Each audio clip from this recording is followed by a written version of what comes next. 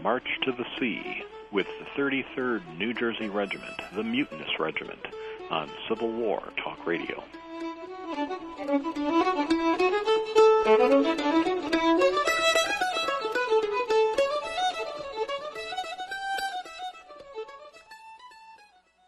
In the great scheme of things, a minute isn't all that much, unless you happen to have a stroke. All of a sudden, those minutes count. Minutes that could mean losing your ability to talk, move, or walk. Which is why, if you can get help in time, your stroke can be treated. The warning signs of a stroke include sudden numbness or weakness of the face. If you experience this, call 911 immediately. Visit strokeassociation.org or call 1-888-4STROKE today. A public service announcement from the American Stroke Association and the Ad Council. Looking for answers in real estate? We break it down for you. Each week, the Exeter Group explores how successful investors evaluate and acquire real estate to build their portfolio. From financing tips, tax and accounting strategies, and advice on how to control risk, the Exeter Group entertains and informs while divulging secrets used by the most successful investors. Tune in to the Exeter Group every Monday at 12 p.m. Pacific, 3 p.m. Eastern on World Talk Radio, Studio A. Hey, how you doing? Educational videos, top quality, right here. You'll never hear anyone selling education on the street. But with free family learning programs, you can get the education you need. Call 1-877-FAMLIT1 for information on free learning programs. 1-877-FAMLIT1. Check it out, check it out. Win your GED right here, guaranteed, ma. Come on, check it out. Free family learning programs from the National Center for Family Literacy. Brought to you by the National Center for Family Literacy and the Ad Council. You're listening to World Talk Radio, where the world comes to talk.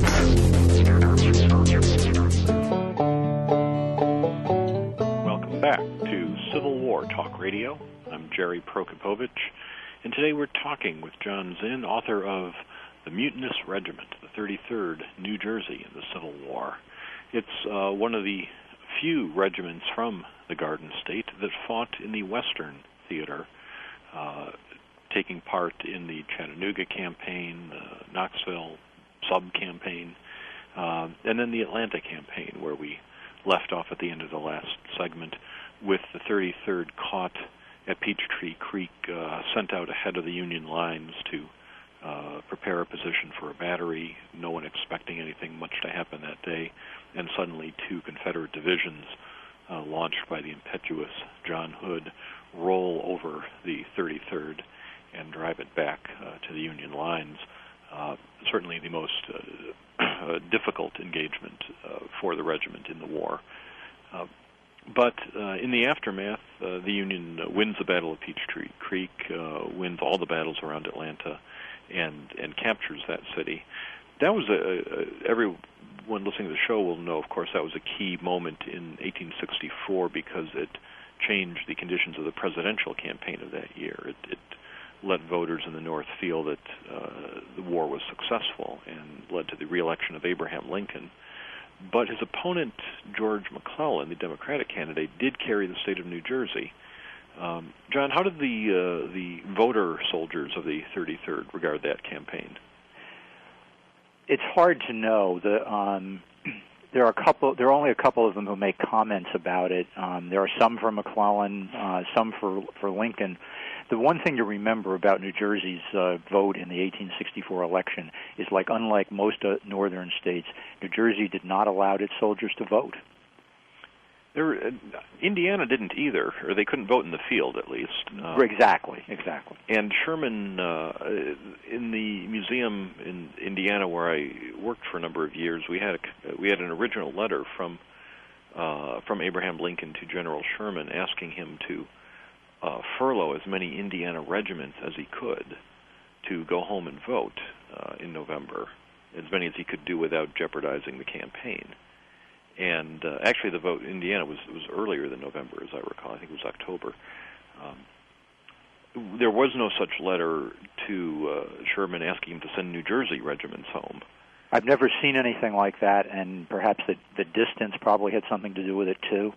I would think that the combination of the two, the distance and the fact that they weren't as likely to vote for Lincoln. Exactly. But you do quote one of Sherman's staff officers who said there are not many McClellan men in the Army, even in the New Jersey regiments. So he does. So you've got that tidbit there. So in general, certainly the soldiers, East and West, voted overwhelmingly for Lincoln, and he was, of course, reelected. But this leaves us still with the 33rd and Sherman's Army in Atlanta, facing the question of what to do. You've defeated Hood's army, but he's not going away. And when Hood decides to cut Sherman's supply line, Sherman says very well and marches into the heart of Georgia without a supply line. The 33rd goes along. What do they experience in the famous March to the Sea? Well, it's interesting that the March to the Sea for the Union soldiers and for the 33rd was not really a very difficult campaign. The weather was very favorable. I think it rained maybe 2 times in the 6 weeks or so they were marching, and they were able to march parallel to all the major rivers. So, and there was no Confederate opposition. So they're basically on a march, and once they get outside of Atlanta, they're not troubled for food supplies either. So it's not a difficult experience. It's the Carolina campaign that comes in the January and February of 1865 that is a much harder campaign. So they get through, and as they march, the March to the Sea is legendary in American history. If you go to any southern town, and Sherman lives still in folk memory as this monster who burned everything to the ground. Did the 33rd burn everything to the ground in its path? There's certainly no record of them having done that kind of thing. There's certainly the suggestion that every unit had men who were involved in doing something one way or another.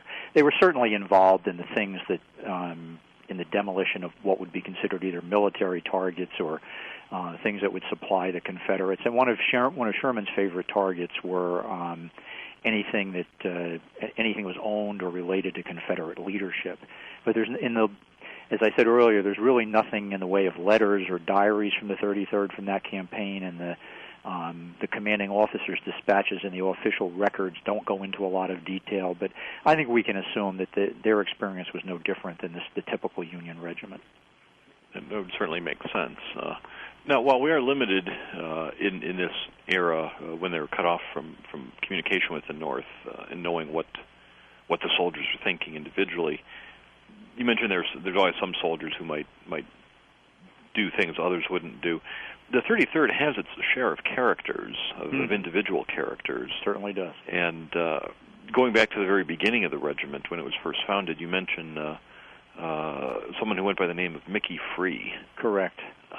I was just reading a manuscript not yet published that was the subject is Lincoln's train, the months between Lincoln's election and his inauguration.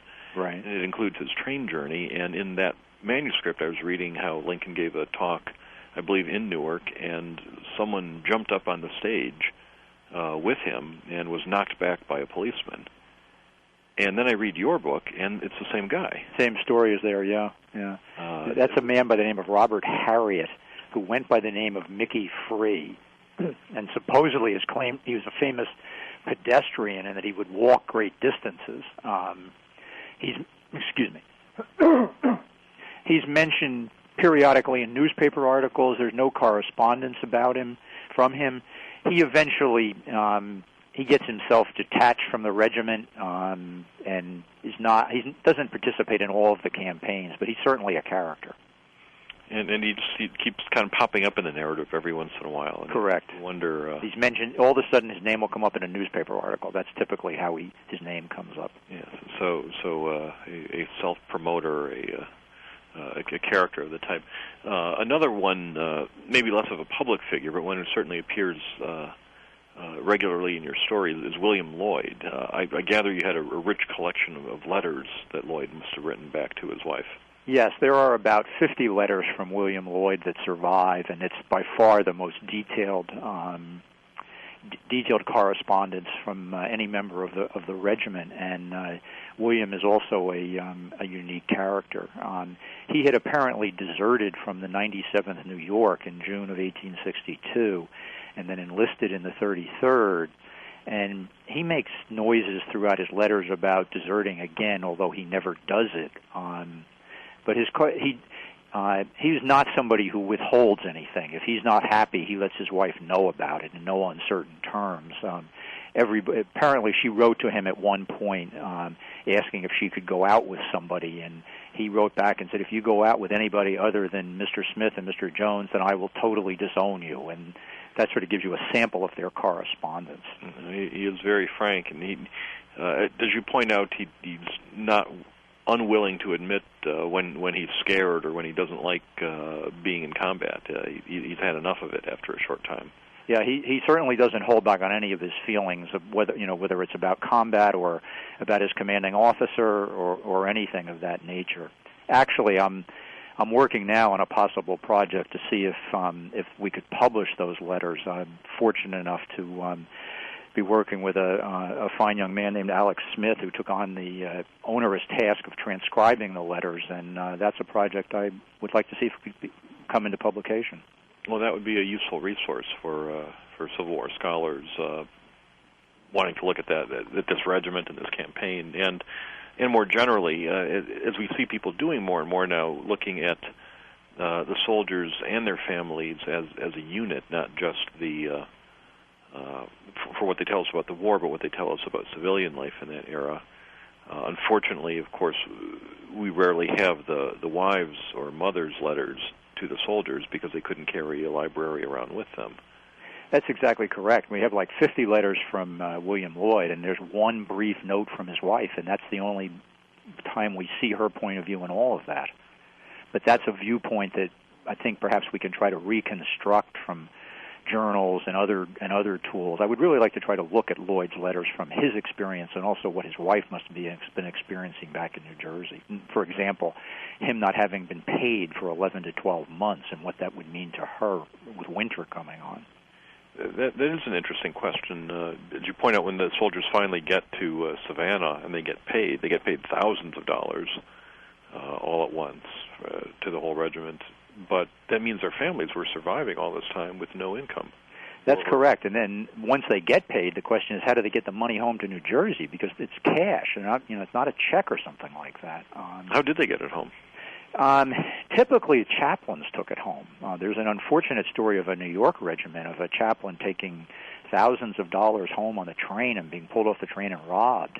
But the 33rd New Jersey did not suffer from that experience. There was a man in Newark, a local businessman by the name of Marcus Ward, who was known as the soldier's friend.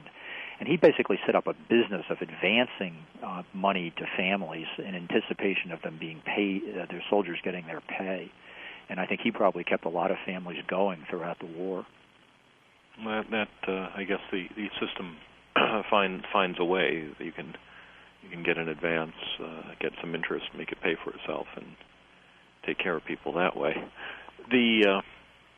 After Savannah, the Army marches north. You mentioned briefly the Carolina campaign. And here, the Army doesn't have to fight the Confederates anymore, but they certainly have to fight the terrain and the weather. Absolutely. Sherman remarked after the war that the March to the Sea captured the popular imagination, but it was child's play compared to the Carolina campaign, because this time the weather is horrible. It rains almost all the time, and they're marching where they have to cross all these rivers that are now flooded, and it's just one day in the mud after another. One of the commanders of the 33rd put something in one of his dispatches about haul up stuck in the mud, and I wrote in the book that I think that probably describes the whole campaign. Well, they manage somehow building bridges and corduroying the roads and making their way north through South Carolina up toward North Carolina. You mentioned the incident at Winnsboro, South Carolina, the town where they left some men behind to guard the town. That's not actually the 33rd. It's another unit that they leave some. The civilians are concerned about the town being vandalized by soldiers, I guess, who are no longer part of any army. And they ask the Union commander to leave some soldiers to guard it, and they do that. And of course, then the Confederates come back to the town, and the civilians intercede for the Union soldiers so that the Confederate commander lets the Union soldiers go under escort, recognizing that they've protected the civilian population. Fairly unique experience, I would think. It's a rare moment of chivalry and civilization in a brutal campaign where the civilians are traumatized both by the Union soldiers and the Confederate cavalry.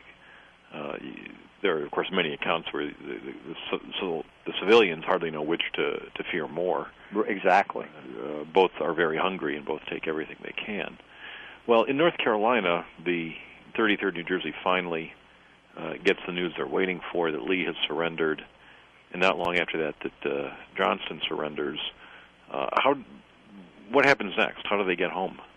Well, they have one more long march to go. They march to Washington, D.C., and at that march, they're moving at the Union Army moves at a rapid pace, sometimes like 20, 25 miles a day.